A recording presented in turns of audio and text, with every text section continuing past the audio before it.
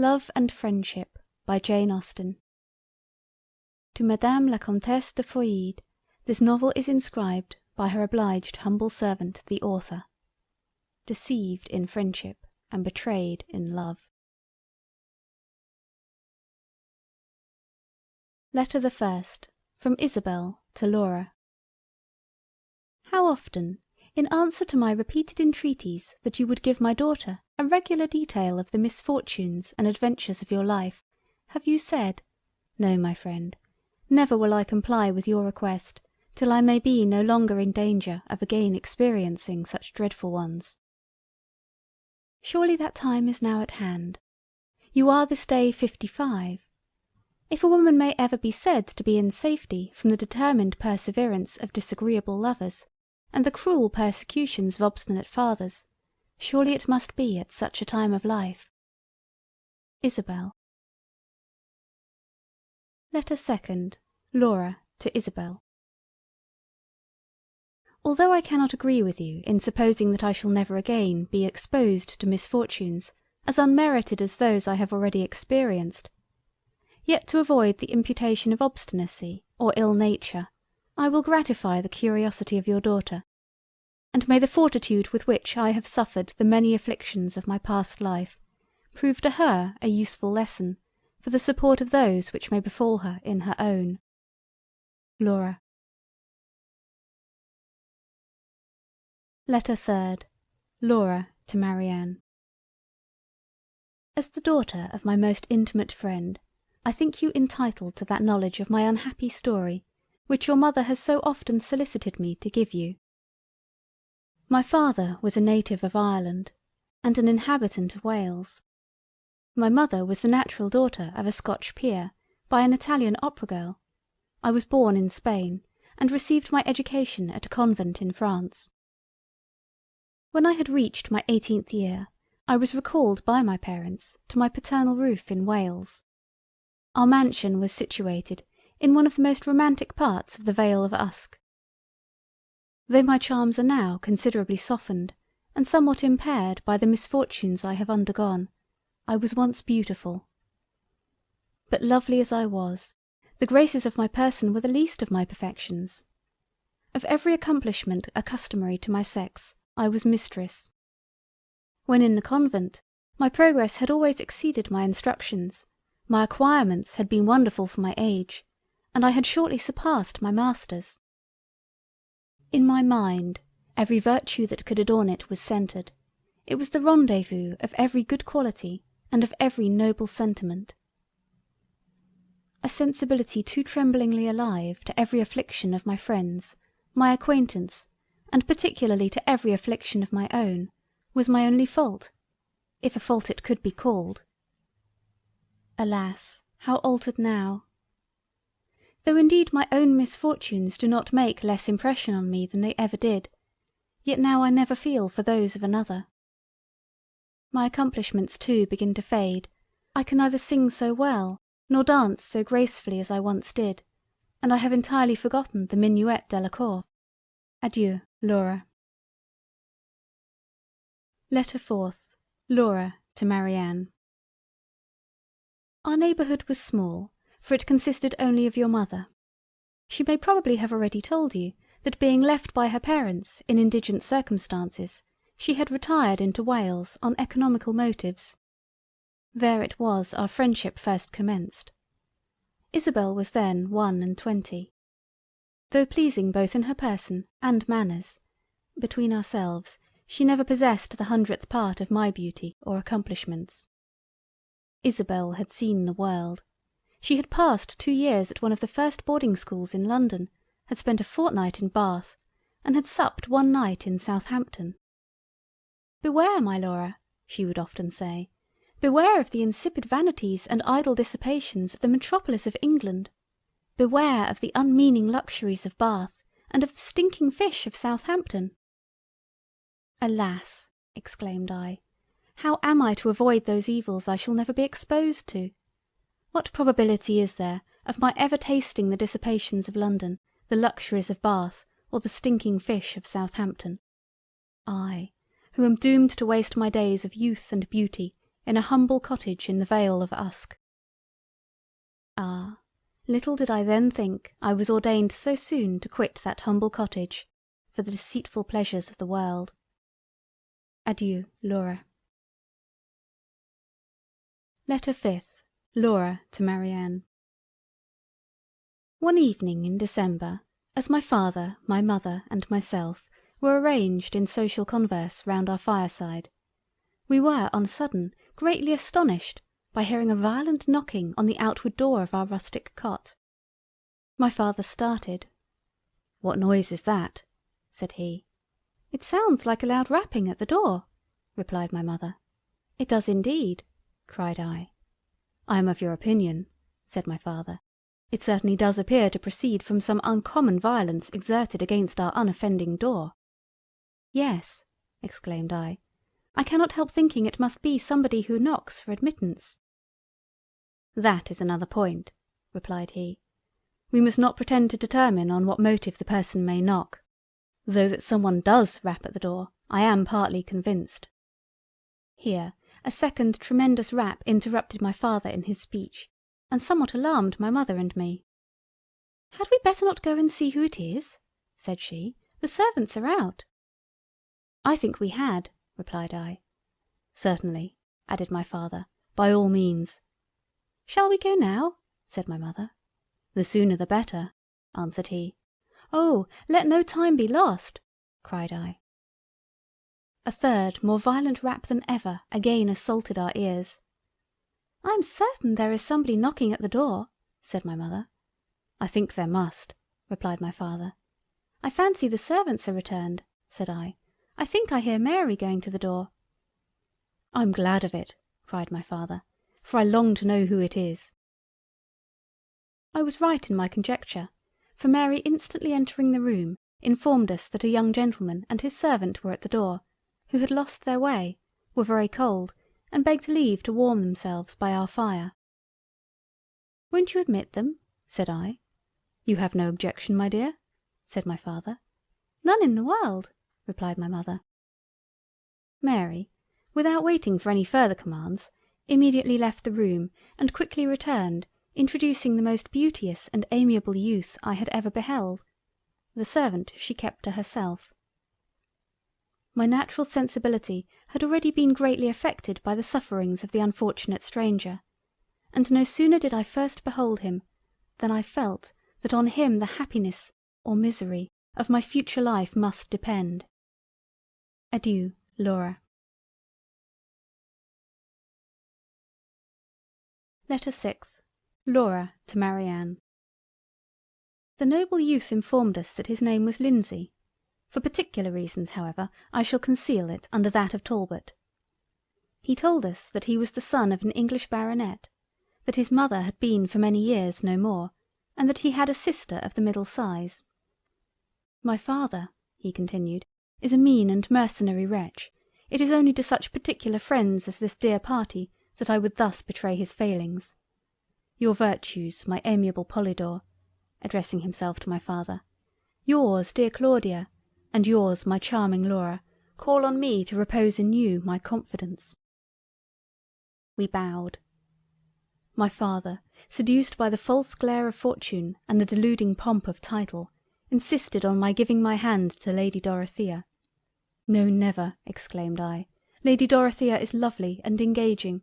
I prefer no woman to her. But know, sir, that I scorn to marry her in compliance with your wishes. No, never shall it be said that I obliged my father." We all admired the noble manliness of his reply. He continued.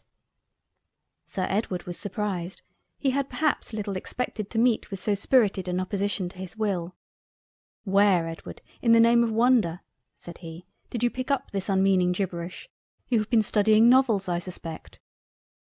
I scorned to answer. It would have been beneath my dignity. I mounted my horse, and followed by my faithful William, set forth for my aunt's. My father's house is situated in Bedfordshire, my aunt's in Middlesex, and though I flatter myself with being a tolerable proficient in geography, I know not how it happened, but I found myself entering this beautiful vale, which I find is in South Wales, when I had expected to have reached my aunt's. After having wandered some time on the banks of the Usk, without knowing which way to go, I began to lament my cruel destiny in the bitterest and most pathetic manner. It was now perfectly dark, not a single star was there to direct my steps, and I know not what might have befallen me, had I not, at length, discerned through the solemn gloom that surrounded me a distant light, which, as I approached it, I discovered to be the cheerful blaze of your fire. Impelled by the combination of misfortunes under which I laboured, namely fear, cold, and hunger, I hesitated not to ask admittance, which at length I have gained.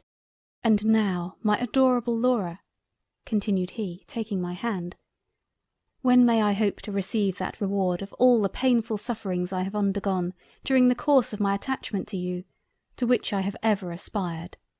Oh, when will you reward me with yourself?" "This instant, dear and amiable Edward," replied I.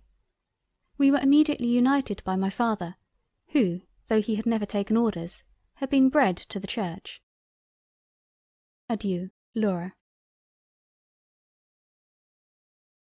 Letter 7th. Laura to Marianne. We remained but a few days after our marriage in the Vale of Usk.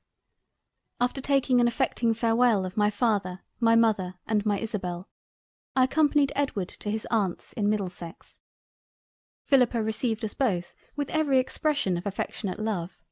My arrival was indeed a most agreeable surprise to her, as she had not only been totally ignorant of my marriage with her nephew, but had never even had the slightest idea of there being such a person in the world.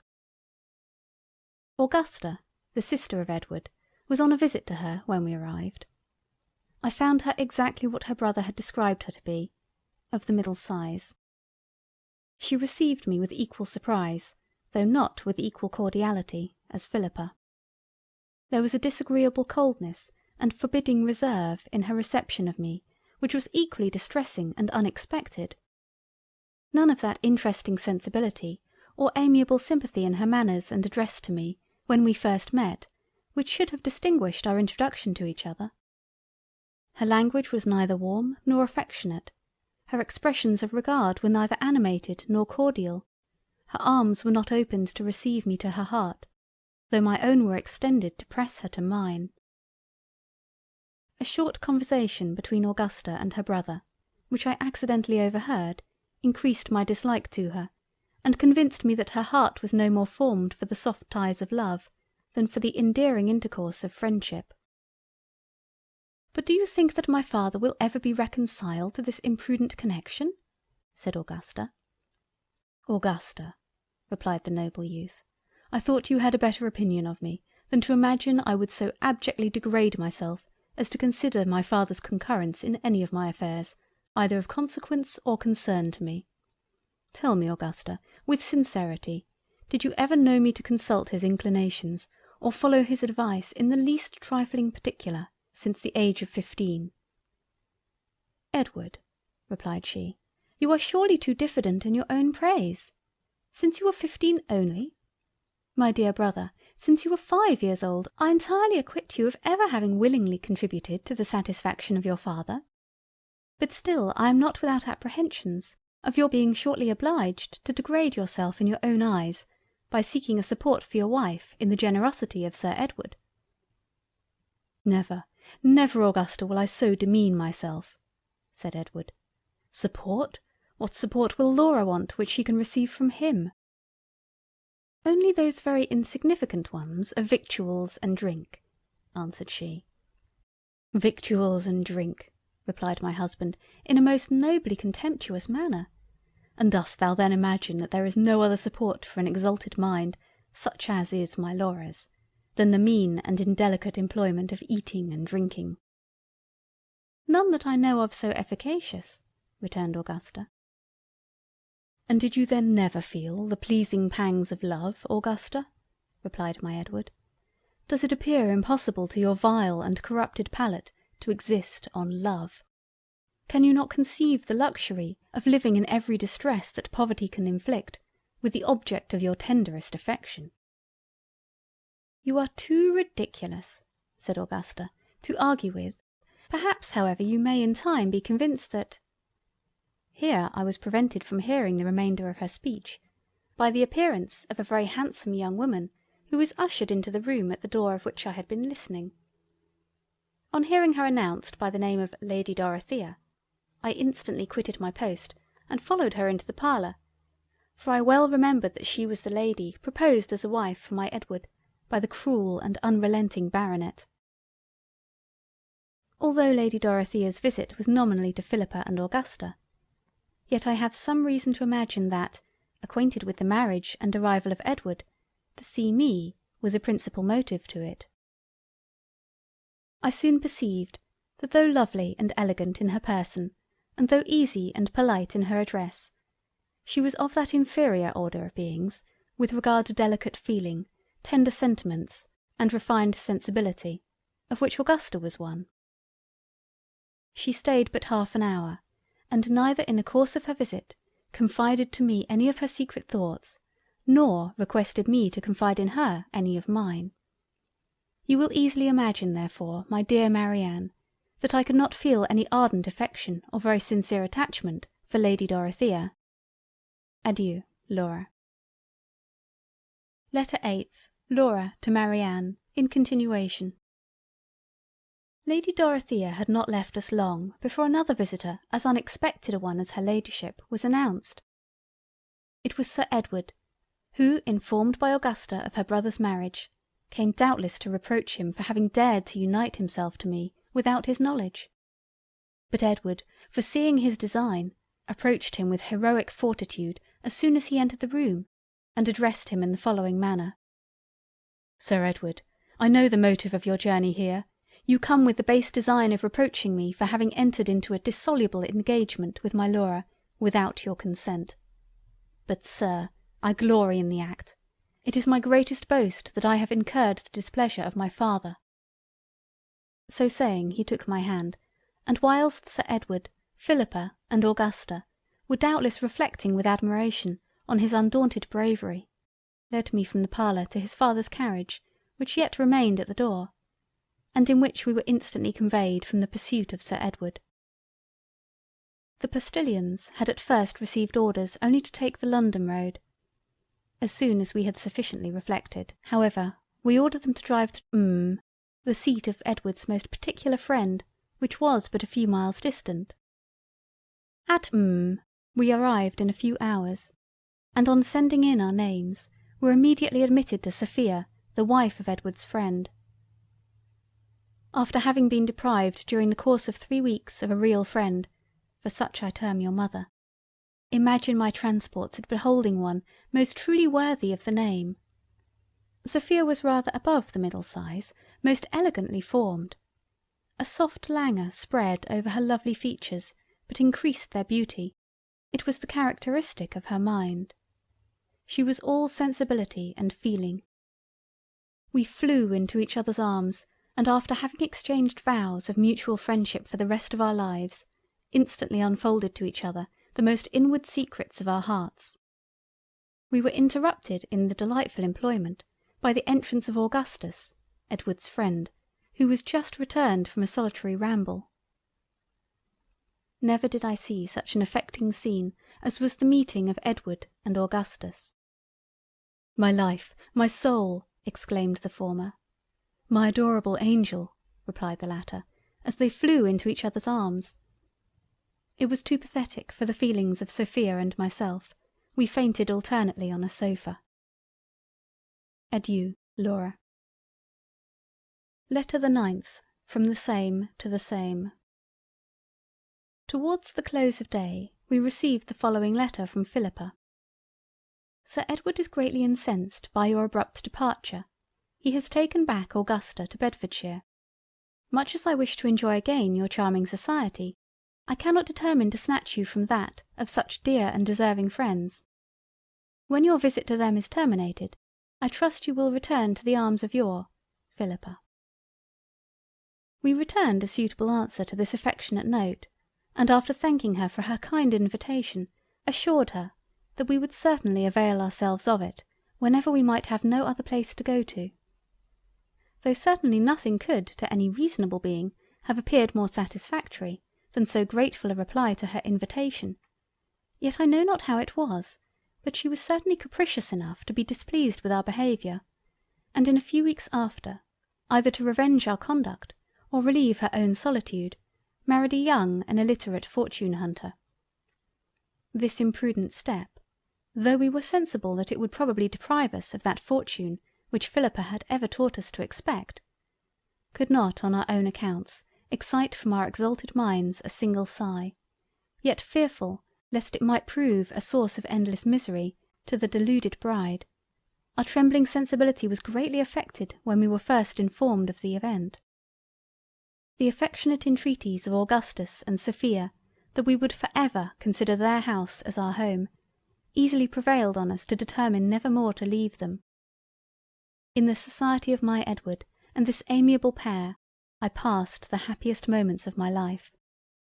Our time was most delightfully spent in mutual protestations of friendship, and in vows of unalterable love, in which we were secure from being interrupted by intruding and disagreeable visitors, as Augustus and Sophia had, on their first entrance in the neighbourhood, taken due care to inform the surrounding families, that as their happiness centred wholly in themselves, they wished for no other society.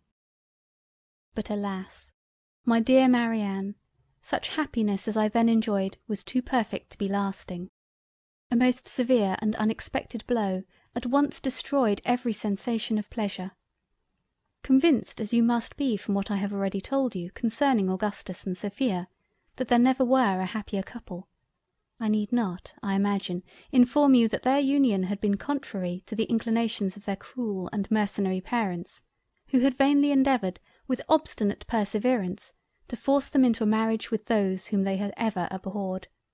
But with a heroic fortitude worthy to be related and admired, they had both constantly refused to submit to such despotic power. After having so nobly disentangled themselves from the shackles of parental authority by a clandestine marriage, they were determined never to forfeit the good opinion they had gained in the world, in so doing, by accepting any proposals of reconciliation that might be offered them by their fathers. To this further trial of their noble independence, however, they were never exposed. They had been married but a few months when our visit to them commenced, during which time they had been amply supported by a considerable sum of money, which Augustus had gracefully purloined from his unworthy father's escritoire a few days before his union with Sophia. By our arrival their expenses were considerably increased, though their means for supplying them were then nearly exhausted. But they, exalted creatures, scorned to reflect a moment on their pecuniary distresses, and would have blushed at the idea of paying their debts. Alas! what was their reward for such disinterested behaviour? The beautiful Augustus was arrested, and we were all undone. Such perfidious treachery in the merciless perpetrators of the deed will shock your gentle nature, dearest Marianne, as much as it then affected. Letter 11th. Laura, in continuation. I have a relation in Scotland, said Sophia to me as we left London, who I am certain would not hesitate in receiving me. Shall I order the boy to drive there? Said I, but instantly recollecting myself, exclaimed, Alas, I fear it will be too long a journey for the horses. Unwilling, however, to act only from my own inadequate knowledge of the strengths and abilities of horses, I consulted the postilion, who was entirely of my opinion concerning the affair. We therefore determined to change horses at the next town, and to travel post the remainder of the journey. When we arrived at the last inn we were to stop at, which was but a few miles from the house of Sophia's relation, unwilling to intrude our society on him unexpected and unthought of, we wrote a very elegant and well-penned note to him, containing an account of our destitute and melancholy situation, and of our intention to spend some months with him in Scotland. As soon as we had dispatched this letter, we immediately prepared to follow it in person, and were stepping into the carriage for that purpose, when our attention was attracted by the entrance of a coroneted coach and four into the inn-yard. A gentleman considerably advanced in years descended from it. At his first appearance, my sensibility was wonderfully affected, and ere I had gazed at him a second time, an instinctive sympathy whispered to my heart that he was my grandfather. Convinced that I could not be mistaken in my conjecture, I instantly sprang from the carriage I had just entered, and following the venerable stranger into the room he had been shown to, I threw myself on my knees before him, and besought him to acknowledge me as his grandchild. He started, and having attentively examined my features, raised me from the ground, and throwing his grandfatherly arms around my neck, exclaimed, "Acknowledge thee? Yes, dear resemblance of my Laurina and Laurina's daughter, sweet image of my Claudia and my Claudia's mother, I do acknowledge thee as the daughter of one and the granddaughter of the other." While he was thus tenderly embracing me, Sophia, astonished at my precipitate departure, entered the room in search of me. No sooner had she caught the eye of the venerable peer than he exclaimed with every mark of astonishment, "Another granddaughter? Yes, yes, I see you are the daughter of my Laurina's eldest girl. Your resemblance to the beauteous Matilda sufficiently proclaims it." "Oh," replied Sophia, "when I first beheld you, the instinct of nature whispered me that we were in some degree related, but whether grandfathers or grandmothers I could not pretend to determine." He folded her in his arms, and whilst they were tenderly embracing, the door of the apartment opened, and a most beautiful young man appeared. On perceiving him, Lord Sinclair started, and retreating back a few paces, with uplifted hands said, "Another grandchild? What an unexpected happiness is this, to discover in the space of 3 minutes as many of my descendants. This, I am certain, is Philander, the son of my Laurina's third girl, the amiable Bertha. There wants now but the presence of Gustavus to complete the union of my Laurina's grandchildren." "And here he is," said a graceful youth, who that instant entered the room. "Here is the Gustavus you desire to see. I am the son of Agatha, your Laurina's fourth and youngest daughter." "I see you are indeed," replied Lord Sinclair. "But tell me," continued he, looking fearfully towards the door, "tell me, have I any other grandchildren in the house?" "None, my lord." "Then I will provide for you all without further delay. Here are 4 banknotes of £50 each. Take them, and remember I have done the duty of a grandfather." He instantly left the room, and immediately afterwards the house. Adieu, Laura. Letter the 12th. Laura in continuation. You may imagine how greatly we were surprised by the sudden departure of Lord Sinclair. "Ignoble grandsire!" exclaimed Sophia. "Unworthy grandfather!" said I, and instantly fainted in each other's arms.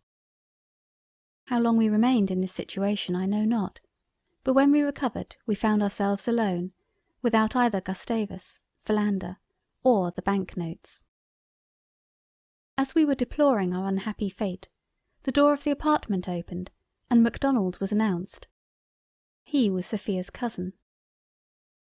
The haste with which he came to our relief so soon after the receipt of our note spoke so greatly in his favour that I hesitated not to pronounce him at first sight a tender and sympathetic friend. Alas, he little deserved the name, for though he told us that he was much concerned at our misfortunes, yet by his own account it appeared that the perusal of them had neither drawn from him a single sigh, nor induced him to bestow one curse on our vindictive stars. He told Sophia that his daughter depended on her returning with him to Macdonald Hall, and that as his cousin's friend he should be happy to see me there also. To Macdonald Hall therefore we went, and were received with great kindness by Janetta, the daughter of Macdonald, and the mistress of the mansion. Janetta was then only 15, naturally well disposed, endowed with a susceptible heart and a sympathetic disposition. She might, had these amiable qualities been properly encouraged, have been an ornament to human nature, but unfortunately her father possessed not a soul sufficiently exalted to admire so promising a disposition, and had endeavoured by every means on his power to prevent it increasing with her years. He had actually so far extinguished the natural noble sensibility of her heart, as to prevail on her to accept an offer from a young man of his recommendation. They were to be married in a few months, and Graham was in the house when we arrived. We soon saw through his character. He was just such a man as one might have expected to be the choice of Macdonald. They said he was sensible, well informed and agreeable. We did not pretend to judge of such trifles, but as we were convinced he had no soul, that he had never read the Sorrows of Werther, and that his hair bore not the least resemblance to auburn, we were certain that Janetta could feel no affection for him, or at least that she ought to feel none. The very circumstance of his being her father's choice too was so much in his disfavour, that had he been deserving her in every other respect yet, that, of itself, ought to have been a sufficient reason in the eyes of Janetta for rejecting him. These considerations we were determined to represent to her in their proper light, and doubted not of meeting with the desired success from one naturally so well disposed, whose errors in the affair had only arisen from a want of proper confidence in her own opinion and a suitable contempt of her father's. We found her indeed all that our warmest wishes could have hoped for. We had no difficulty to convince her that it was impossible she could love Graham, or that it was her duty to disobey her father. The only thing at which she rather seemed to hesitate was our assertion that she must be attached to some other person. For some time she persevered in declaring that she knew no other young man for whom she had the smallest affection. But on explaining the impossibility of such a thing, she said that she believed she did like Captain McHenry better than any one she knew besides. This confession satisfied us, and after having enumerated the good qualities of McHenry, and assured her that she was violently in love with him, we desired to know whether he had in any wise declared his affection to her. So far from having ever declared it, I have no reason to imagine that he has ever felt any for me, said Janetta. That he certainly adores you, replied Sophia, there can be no doubt. The attachment must be reciprocal. Did he never gaze on you with admiration, tenderly press your hand, drop an involuntary tear, and leave the room abruptly? Never, replied she, that I remember. He has always left the room indeed when his visit has been ended, but has never gone away particularly abruptly or without making a bow. Indeed, my love, said I, you must be mistaken, for it is absolutely impossible that he should ever have left you but with confusion, despair, and precipitation. Consider but for a moment, Janetta, and you must be convinced how absurd it is to suppose that he could ever make a bow, or behave like any other person.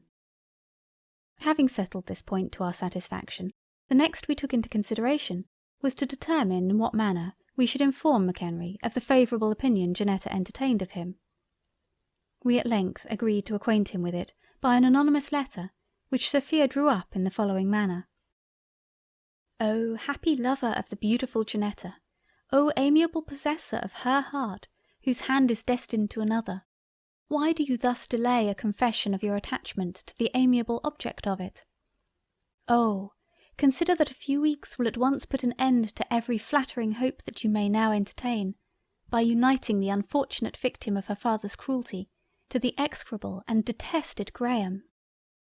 Alas!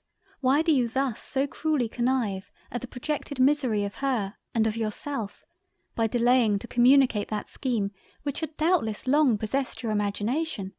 A secret union will at once secure the felicity of both. The amiable McHenry, whose modesty, as he afterwards assured us, had been the only reason of his having so long concealed the violence of his affection for Janetta, on receiving this billet, flew on the wings of love to Macdonald Hall, and so powerfully pleaded his attachment to her who inspired it, that after a few more private interviews, Sophia and I experienced the satisfaction of seeing them depart for Gretna Green, which they chose for the celebration of their nuptials, in preference to any other place, although it was at a considerable distance from Macdonald Hall. Adieu, Laura. Letter the 13th. Laura in continuation. They had been gone nearly a couple of hours before either Macdonald or Graham had entertained any suspicion of the affair, and they might not even then have suspected it but for the following little accident. Sophia, happening one day to open a private drawer in Macdonald's library with one of her own keys, discovered that it was the place where he kept his papers of consequence, and amongst them some banknotes of considerable amount. This discovery she imparted to me, and having agreed together that it would be a proper treatment of so vile a wretch as Macdonald to deprive him of money, perhaps dishonestly gained, it was determined that the next time we should either of us happen to go that way, we would take one or more of the banknotes from the drawer. This well-meant plan we had often successfully put in execution, but alas, on the very day of Janetta's escape, as Sophia was majestically removing the 5th banknote from the drawer to her own purse, she was most impertinently interrupted in her employment by the entrance of MacDonald himself, in a most abrupt and precipitate manner. Sophia, who, though naturally all winning sweetness, could, when occasions demanded it, call forth the dignity of her sex, instantly put on a most forbidding look, and darting an angry frown on the undaunted culprit, demanded in a haughty tone of voice, wherefore her retirement was thus insolently broken in on. The unblushing MacDonald, without even endeavouring to exculpate himself from the crime he was charged with, meanly endeavoured to reproach Sophia with ignobly defrauding him of his money. The dignity of Sophia was wounded. "Wretch," exclaimed she, hastily replacing the banknote in the drawer, "how darest thou to accuse me of an act of which the bare idea makes me blush?" The base wretch was still unconvinced, and continued to upbraid the justly offended Sophia in such opprobrious language, that at length he so greatly provoked the gentle sweetness of her nature, as to induce her to revenge herself on him, by informing him of Janetta's elopement, and of the active part we had both taken in the affair. At this period of their quarrel I entered the library, and was, as you may imagine, equally offended as Sophia at the ill-grounded accusations of the malevolent and contemptible MacDonald. "Base miscreant," cried I, "how canst thou thus undauntedly endeavour to sully the spotless reputation of such bright excellence? Why dost thou not suspect my innocence as soon?" "Be satisfied, madam," replied he, "I do suspect it, and therefore must desire that you will both leave this house in less than half an hour." "We shall go willingly," answered Sophia. "Our hearts have long detested thee, and nothing but our friendship for thy daughter could have induced us to remain so long beneath thy roof." "Your friendship for my daughter has indeed been most powerfully exerted by throwing her into the arms of an unprincipled fortune hunter," replied he. "Yes," exclaimed I, "amidst every misfortune it will afford us some consolation to reflect that by this one act of friendship to Janetta we have amply discharged every obligation that we have received from her father." "It must indeed be a grateful reflection to your exalted minds," said he. As soon as we had packed up our wardrobe and valuables, we left Macdonald Hall, and after having walked about 1.5 miles, we sat down by the side of a clear limpid stream to refresh our exhausted limbs. The place was suited to meditation. A grove of full-grown elms sheltered us from the east, a bed of full-grown nettles from the west. Before us ran the murmuring brook, and behind us ran the turnpike road. We were in a mood for contemplation, and in a disposition to enjoy so beautiful a spot. A mutual silence, which had for some time reigned between us, was at length broke by my exclaiming, "What a lovely scene! Alas, why are not Edward and Augustus here to enjoy its beauties with us?" "Ah, my beloved Laura," cried Sophia, "for pity's sake forbear recalling to my remembrance the unhappy situation of my imprisoned husband. Alas! what would I not give to learn the fate of my Augustus, to know if he is still in Newgate, or if he is yet hung? But never shall I be able so far to conquer my tender sensibility as to inquire after him. Oh, do not, I beseech you, ever let me again hear you repeat his beloved name. It affects me too deeply. I cannot bear to hear him mentioned. It wounds my feelings." "Excuse me, my Sophia, for having thus unwillingly offended you," replied I, and then changing the conversation, desired her to admire the noble grandeur of the elms which sheltered us from the eastern zephyr. "Alas, my Laura," returned she, "avoid so melancholy a subject, I entreat you. Do not again wound my sensibility by observations on those elms. They remind me of Augustus. He was like them, tall, majestic. He possessed that noble grandeur which you admire in them." I was silent, fearful lest I might any more unwillingly distress her, by fixing on any other subject of conversation, which might again remind her of Augustus. "Why do you not speak, my Laura?" said she after a short pause. "I cannot support this silence. You must not leave me to my own reflections. They ever recur to Augustus." "What a beautiful sky," said I. "How charmingly is the azure varied by those delicate streaks of white." "Oh, my Laura," replied she, hastily withdrawing her eyes from a momentary glance at the sky, "do not thus distress me by calling my attention to an object which so cruelly reminds me of my Augustus's blue satin waistcoat striped in white. In pity to your unhappy friend, avoid a subject so distressing." What could I do? The feelings of Sophia were at that time so exquisite, and the tenderness she felt for Augustus so poignant, that I had not power to start any other topic, justly fearing that it might in some unforeseen manner again awaken all her sensibility by directing her thoughts to her husband. Yet to be silent would be cruel, she had entreated me to talk. From this dilemma I was most fortunately relieved by an accident truly apropos. It was the lucky overturning of a gentleman's phaeton on the road which ran murmuring behind us. It was a most fortunate accident, as it diverted the attention of Sophia from the melancholy reflections which she had been before indulging.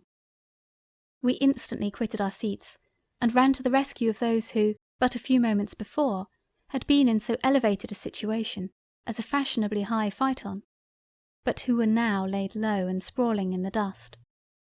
What an ample subject for reflection on the uncertain enjoyments of this world would not that phaeton and the life of Cardinal Wolsey afford a thinking mind, said I to Sophia, as we were hastening to the field of action. She had not time to answer me, for every thought was now engaged by the horrid spectacle before us. Two gentlemen, most elegantly attired, but weltering in their blood, was what first struck our eyes. We approached. They were Edward and Augustus. Yes, dearest Marianne, they were our husbands. Sophia shrieked and fainted on the ground. I screamed and instantly ran mad. We remained thus mutually deprived of our senses some minutes, and on regaining them were deprived of them again. For an hour and a quarter did we continue in this unfortunate situation, Sophia fainting every moment, and I running mad as often. At length a groan from the hapless Edward, who alone retained any share of life, restored us to ourselves. Had we indeed before imagined that either of them lived, we should have been more sparing of our grief, but as we had supposed when we first beheld them that they were no more, we knew that nothing could remain to be done but what we were about. No sooner did we therefore hear my Edward's groan, than postponing our lamentations for the present, we hastily ran to the dear youth, and kneeling on each side of him, implored him not to die. "Laura," said he, fixing his now languid eyes on me, "I fear I have been overturned." I was overjoyed to find him yet sensible. "Oh, tell me, Edward," said I, "tell me, I beseech you, before you die, what has befallen you since that unhappy day in which Augustus was arrested and we were separated." "I will," said he, and instantly fetching a deep sigh, expired. Sophia immediately sank again into a swoon. My grief was more audible. My voice faltered, my eyes assumed a vacant stare, my face became as pale as death, and my senses were considerably impaired. "Talk not to me of phaetons," said I, raving in a frantic, incoherent manner. "Give me a violin, I'll play to him and soothe him in his melancholy hours. Beware, ye gentle nymphs, of Cupid's thunderbolts. Avoid the piercing shafts of Jupiter. Look at that grove of firs. I see a leg of mutton. They told me Edward was not dead, but they deceived me. They took him for a cucumber." Thus I continued wildly exclaiming on my Edward's death.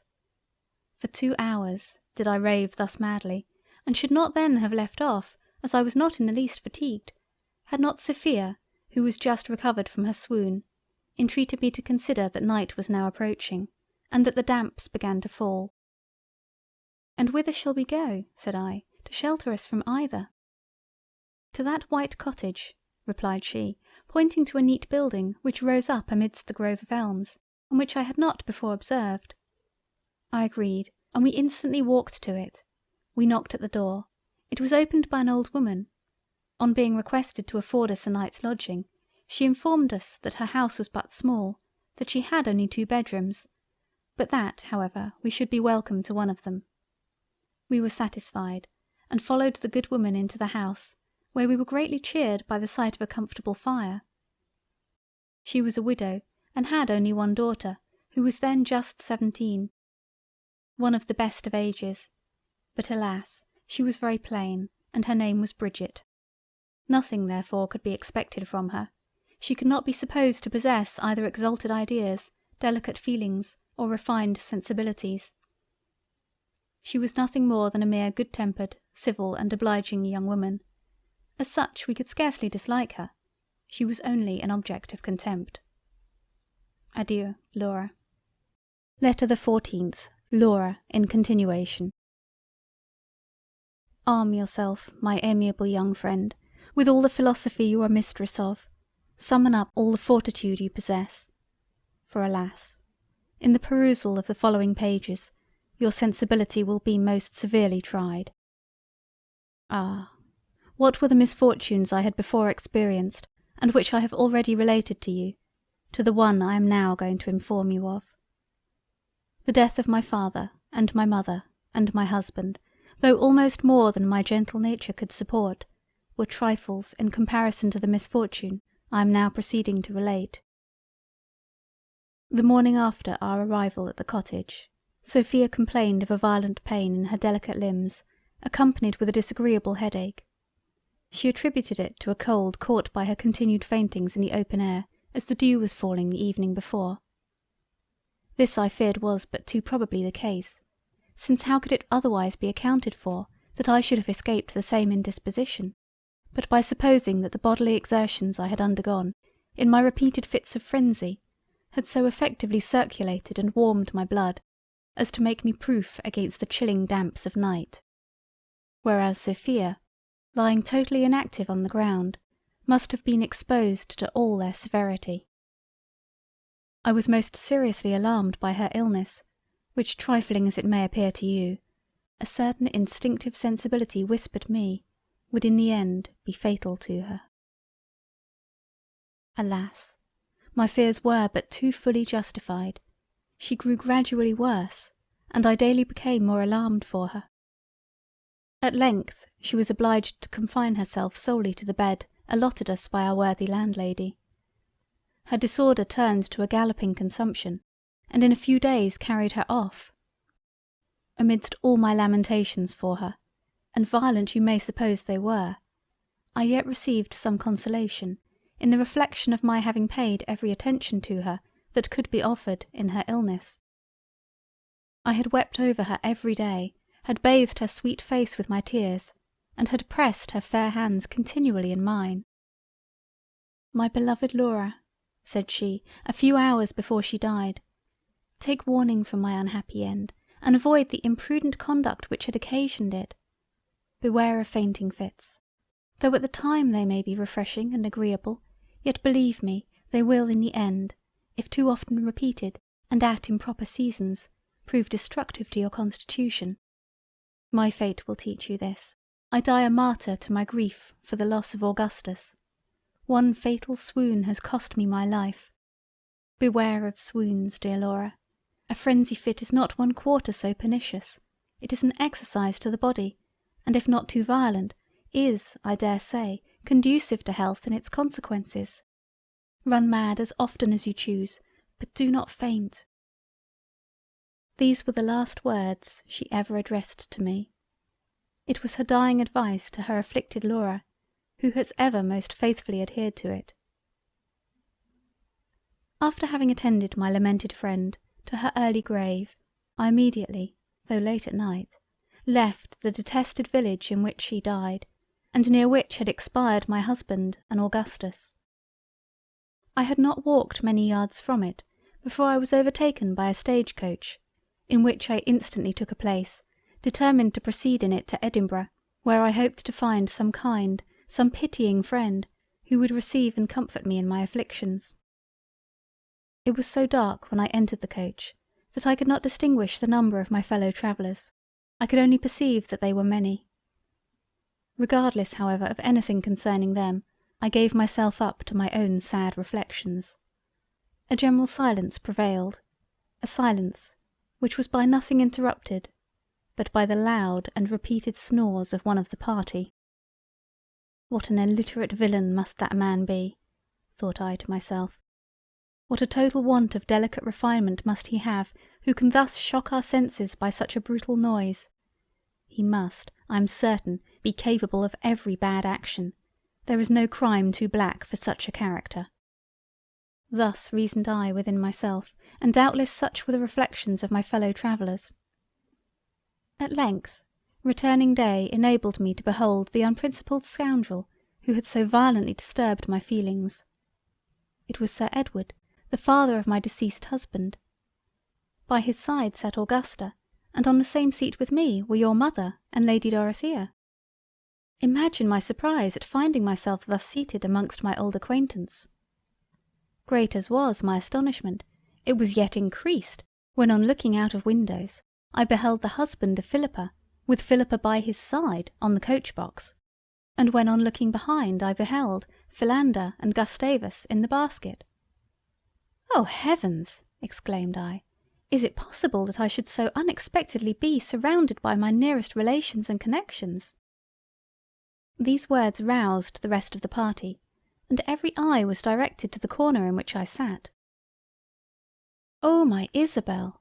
continued I, throwing myself across Lady Dorothea into her arms, "receive once more to your bosom the unfortunate Laura. Alas! when last we parted in the Vale of Usk, I was happy in being united to the best of Edwards. I had then a father and a mother, and had never known misfortunes. But now, deprived of every friend but you—" "What?" interrupted Augusta, "is my brother dead then? Tell us, I entreat you, what is become of him?" "Yes, cold and insensible nymph," replied I, "that luckless swain your brother is no more, and you may now glory in being the heiress of Sir Edward's fortune." Although I had always despised her from the day I had overheard her conversation with my Edward, yet in civility I complied with hers and Sir Edward's entreaties that I would inform them of the whole melancholy affair. They were greatly shocked. Even the obdurate heart of Sir Edward and the insensible one of Augusta were touched with sorrow by the unhappy tale. At the request of your mother, I related to them every other misfortune which had befallen me since we parted. Of the imprisonment of Augustus and the absence of Edward, of our arrival in Scotland, of our unexpected meeting with our grandfather and our cousins, of our visit to Macdonald Hall, of the singular service we there performed towards Janetta, of her father's ingratitude for it, of his inhuman behaviour, unaccountable suspicions, and barbarous treatment of us in obliging us to leave the house, of our lamentations on the loss of Edward and Augustus, and finally of the melancholy death of my beloved companion. Pity and surprise were strongly depictured in your mother's countenance during the whole of my narration, but I am sorry to say that to the eternal reproach of her sensibility the latter infinitely predominated. Nay, faultless as my conduct had certainly been during the whole course of my late misfortunes and adventures, she pretended to find fault with my behaviour in many of the situations in which I had been placed. As I was sensible myself that I had always behaved in a manner which reflected honour on my feelings and refinement, I paid little attention to what she said, and desired her to satisfy my curiosity by informing me how she came there, instead of wounding my spotless reputation with unjustifiable reproaches.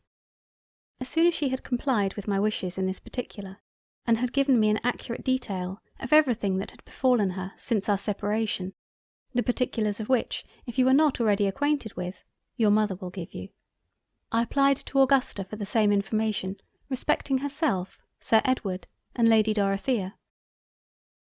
She told me that, having a considerable taste for the beauties of nature, her curiosity to behold the wonderful scenes it exhibited in that part of the world had been so much raised by Gilpin's tour to the Highlands, that she had prevailed on her father to undertake a tour to Scotland, and had persuaded Lady Dorothea to accompany them, that they had arrived at Edinburgh a few days before, and from thence had made daily excursions into the country around in the stage-coach they were then in, from one of which excursions they were at that time returning.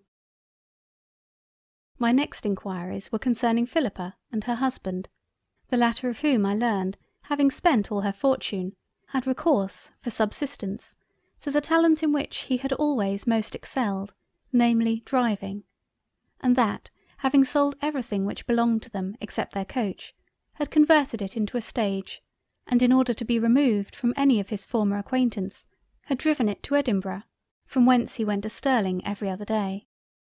That Philippa, still retaining her affection for her ungrateful husband, had followed him to Scotland, and generally accompanied him in his little excursions to Stirling.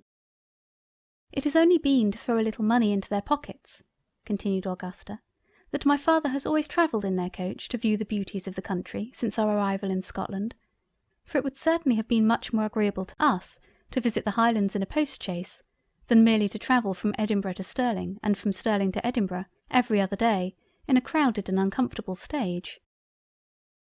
I perfectly agreed with her in her sentiments on the affair, and secretly blamed Sir Edward for thus sacrificing his daughter's pleasure for the sake of a ridiculous old woman whose folly in marrying so young a man ought to be punished. His behaviour, however, was entirely of a piece with his general character, for what could be expected from a man who possessed not the smallest atom of sensibility, who scarcely knew the meaning of sympathy, and who actually snored? Adieu, Laura. Letter the 15th. Laura, in continuation. When we arrived at the town where we were to breakfast, I was determined to speak with Philander and Gustavus, and to that purpose, as soon as I left the carriage, I went to the basket and tenderly inquired after their health, expressing my fears of the uneasiness of their situation. At first they seemed rather confused at my appearance, dreading no doubt that I might call them to account for the money which our grandfather had left me, and which they had unjustly deprived me of. But finding that I mentioned nothing of the matter, they desired me to step into the basket, as we might there converse with greater ease. Accordingly I entered, and whilst the rest of the party were devouring green tea and buttered toast, we feasted ourselves in a more refined and sentimental manner by a confidential conversation. I informed them of everything which had befallen me during the course of my life, and at my request they related to me every incident of theirs. We are the sons, as you already know, of the two youngest daughters which Lord Sinclair had by Larina, an Italian opera girl. Our mothers could neither of them exactly ascertain who were our father, though it is generally believed that Philander is the son of one Philip Jones, a bricklayer, and that my father was one Gregory Staves, a staymaker of Edinburgh. This is, however, of little consequence, for as our mothers were certainly never married to either of them, it reflects no dishonour on our blood, which is of a most ancient and unpolluted kind. Bertha, the mother of Philander, and Agatha, my own mother, always lived together. They were neither of them very rich. Their united fortunes had originally amounted to £9,000, but as they had always lived on the principal of it, when we were 15